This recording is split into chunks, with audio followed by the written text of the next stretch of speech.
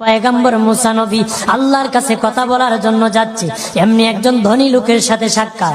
ধনী কয়, মুসা রে, ও মুসা, আমার এত ধন হিসাব রাখতে পারি না, আল্লাহরে জিগাইবানি কি করলে আমার ধন কমবে? মুসা নবী কয়, ঠিক আছে জিগাইব।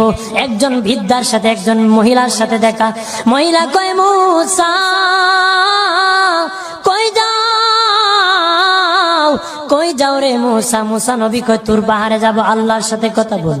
মুসা রে, আল্লাহরে জিগাইবানি, আমি গরিব মানুষ, আমি ভালো কিছু কিনতে পারি না, ছেলে মেয়েকে ভালো কিছু খাওয়াইতে পারি না, ভাঙ্গা ঘর, এত গরিব, ভালো করে ঘর বানাইতে পারি না, আল্লাহরে জিগাইবানি কি করলে আমার উন্নতি হবে, ধনী হব, টাকা পয়সা হবে, আল্লাহরে জিগাইবানি।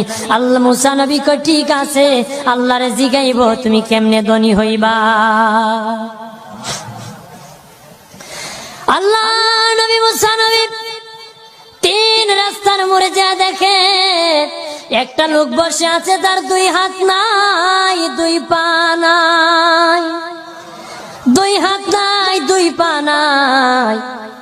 ওই লোক ডাক দিয়া কয়, মুসা রে, জীবনে কোনোদিন নিজে হাঁটতে পারি নাই, নিজ হাতে খেতে পারি নাই, কেউ খাওয়াইলে খাই, নতুবা উপবাস থাকি, বৃষ্টি আসলে ভিজি, সেখানে আমি